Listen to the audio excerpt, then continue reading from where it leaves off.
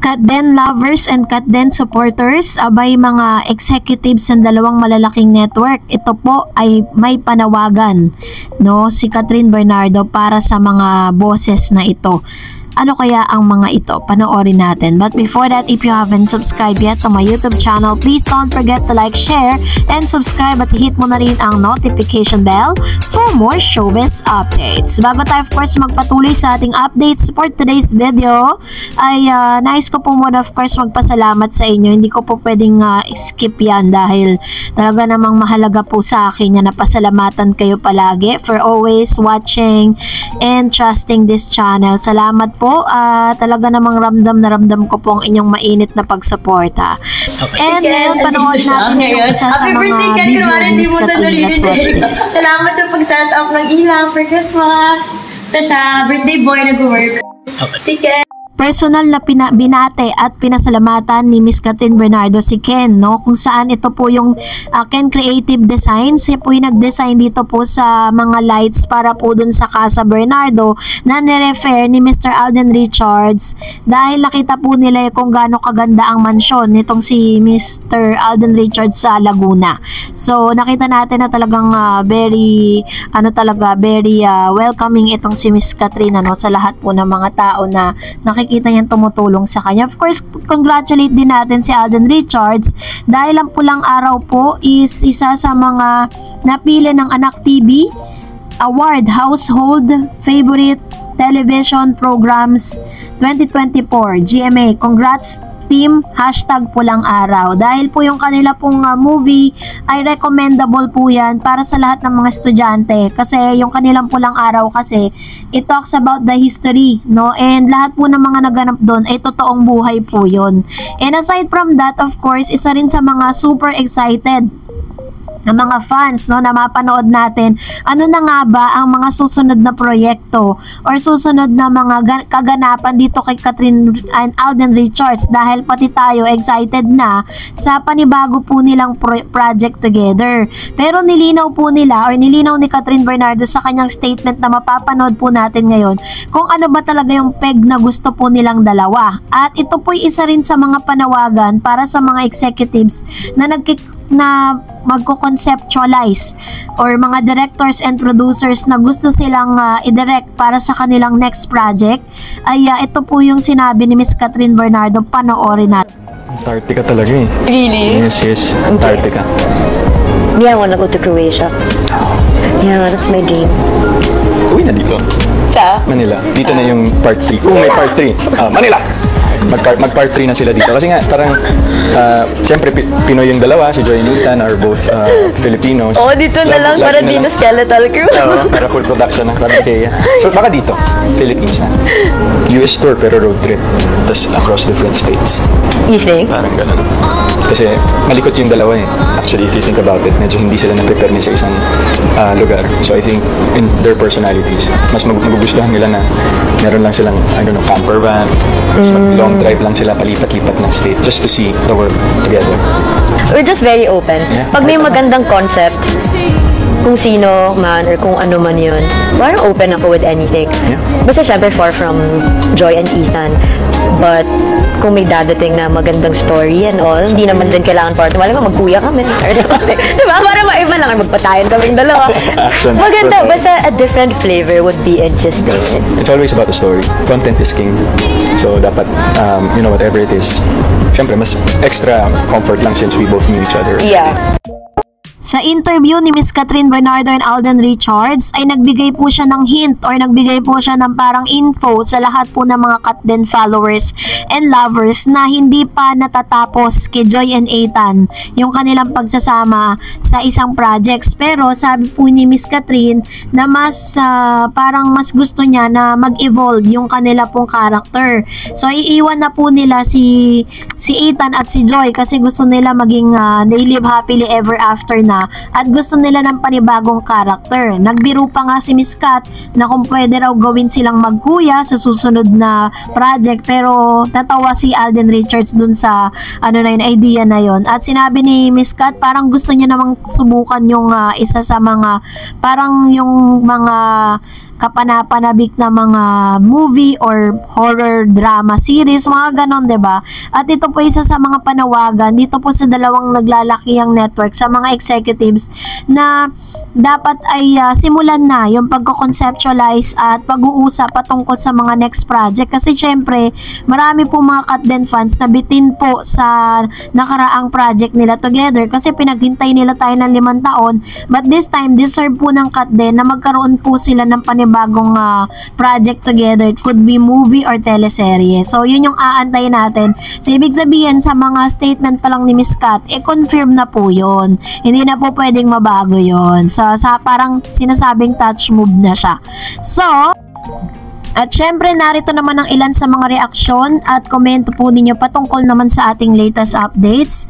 Magbabasa tayo, magre-react tayo sa mga komento po ninyo. Unahin po natin ang komento mula kay Miss Sylvia Small. Sabi niya, Miss Tarot, si Miss Alora ang BFF ni Kat, ang may susi ng kanilang totoong relasyon dahil sa mga date nila ni Miss Alora ang kasama. Kasama nila iyang si dalawang year. High school lang, di pa yata nakagraduate, natutong mag-English, di kalabaw yung dahil sa kapatid niya at sa pinsan niya nasa private school nag-aaral, English speaking. Kaya nga kanya-kanyang dahil di siya makasabay ay di niya solo yan, kaya two role papel ni Enrique. Matras ay walang choice si Blanc, kaya isa pa datong pa. Ayan, parang di ko maintindihan sila sabi niya with regards to this. At para sinutukoy niya kasi yung project kasi ni Mr. DJ is talagang originally inoffer po talaga yon kay Enrique Hill, ayaw niya. So ang gumanap na, ang pumalit dun sa kanyang character is si Daniel Padilla. So, let's wait and see. Sabi nga ng iba let's give itong si Mr. DJ na chance, no? Bigyan natin sila ng karapatang mabuhay. Kasi nagkamali sila, pero syempre may consequences naman po yung mga ginawa niya. Hindi naman yun parang lilipas lang, mamamatay lang yung yung pinaka issue, pero still meron pong kabayaran yun once na nanakit ka ng isang tao. Sabi ni Miss Sylvia Small, mayabang agad-agad inahin, good baboy, baka sa anak niya dahil nagpo-promote ng jug na brands. Inahin baboy daw dahil nagpo-promote nga ng jug na brands si lolo ko at talo ng Levi's, dating brand na yan, nalugi na yan, binuhay ulit. Bakit pinopromote sa buong mundo kung sikat pala ang anak niya? Asan ang Disney World na pinagmamalaki nila na nag-grand opening noong birthday ni Blanc? Siya lang ang ambassador ko, no? Di siya ang may-ari. Ano ba to? Hindi ko maituloy yung mga yung mga words niya kasi parang medyo below the belt, diba? But anyways, opinion to ni Miss Sylvia Small, diba? Pero as much as possible, siguro wag na tayo magsalita ng mga ganito. Let's be positive na lang and do not spread any toxicity sa social media, diba? Gusto natin kasi naging masaya lang tayo at wag tayo maging toxic, wag tayong gumaya sa ibang mga fandom na talagang grabe kung atakihin si Catherine at si Alden Richards. Talagang parang below the belt na, 'di ba? Talo pag pumunta po kayo sa mga vloggers na hindi na against sa Katden, grabe po yung pamimintas sa ginagawa nila kay Catherine. Hindi nyo po talaga matatanggap. And sabi ni Miss Joles, kahit anong sabihin nila, love na love ko si Catherine, mabait na anak, may magandang at masayang pamilya, yun ang mahalaga. Wala nang panahon si Catherine para patulan ng mga yan. Nasa kanya na lahat ng blessing.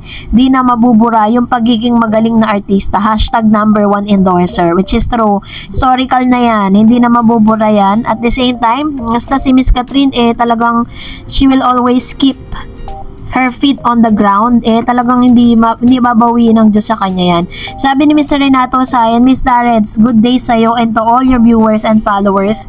With regards to Law Official PH Mag's interview, according to my research, this was happened mid of October, meaning prior to this interview, if we are going to analyze, have already evolved into a deeper relationship from best friend to lovers, and we connect it to the interview question ni MJ Felipe kay Kat, kung ilang percent na ba yung closeness from 87 to 100 na ba? Sagot ni Kat, i-text ko sa'yo, I'm trying to connect the timeline from October to premiere night question ni MJ is barely a month or so from BFF to her BF na si Alden because it's already evolved. Plus the fact that she has the difficulty not letting go her BFF is her love of her life, and that's Alden. Therefore, case closed. Ayan. Yun yung kanyang observation, and that's also my observation. So, tama naman po, diba? Kasi kung October pa yan nilabas, ano na pong month ngayon? And ang dami na pong naganap, ang dami nang nangyari. And prior to that interview, marami na rin pong mga nakikita natin na lumalabas sila, 'di ba? And nakita natin na nagkakamabutihan, 'di ba? So, I assume na talagang case closed na talaga itong dalawang ito. So, wag na tayo masyadong mag-isip, no? Alam na natin talaga na something special going on. Sabi ni Miss Virginia Pamposa, "Hi Ma'am Dors, blessed day to you and to all Katden fans, supporters, followers, and viewers. God bless us all." Oo, deserve nila ang magbakasyon. Oo nga, Ma'am Dors, kilig dyan si Alden. Diyan, na-interview nila, kilig din ako kasi understand ang kanilang languages. At noon pa man, Ma'am Dars, HLG, halata na si Mr. Alden na may secret crush na siya kay Miss Kat. Oo nga, miss ko na sila dahil sila ang pampatanggal ng stress ko. We love you both, Kat din. Ma'am Dars, pakicheck mo nga ang upcoming movie ng Kim Pao kasi trending dahil sa Direct Chad and Direct Cathy ay nagsabing puwersa, sanib puwersa daw. Kaya ine-expect ng mga tao na hakot din daw ng limpak-limpak na kita ng upcoming movie ng Kim Pao. Ayan. So, sana nga mag-click kasi 'di ba parang yun po ay isa sa mga malaking tulong po sa industriya ng pelikulang Pilipino na pagkatapos kasi ng pandemic talagang humina po talaga ang sinihan. Pero nung bumalik si Catherine Bernardo sa sinihan, nung ipinalabas ang Very Good Girl na kumita ng 100 million that time, talagang nabuhayan po ang mga directors and producers na mag-produce ng mga movies kasi nga bumalik na yung mga moviegoers. So if that's the case na parang nagsanib puwersa nga silang dalawa, si Direct Chad at Direct Cathy, magandang magandang sinyalis yan. Pero mind you na hindi po nila hindi nila masasurpass kung ano man ang kinita ng HLA. 'Di ba? Yun po yung natin, yun po yung ating manifestation sa mga nakikita natin dahil talagang biruin mo lahat ng first sa history ng Philippine showbiz industry at sa movie industry, sila po ang nakagawa. And sabi ni Miss Dina Mohamed, "Hello Miss Tarets, Katniel noon, super solid Katden na ngayon. Salamat sa pag-update mo palagi about Katden at isa rin ako sa napupuyat araw-araw dahil kakapanood ng mga videos ng Katden. Proud OFW from Egypt and God bless us all Katdenians and to all Katden." Thank you Ma'am Shi Dina Mohamed. Hello po from yung mga OFW from Egypt. God bless po. Well, kung nagustuhan mo ang video na ito, huwag mo kalimutang mag-like, mag-share, at mag-subscribe, at i-follow mo na rin ang aking Facebook page, Dareds TV. And also, I have my TikTok account, which is Dareds TV. Pwede nyo rin po akong i-follow doon. Thank you for watching, guys. God bless everyone.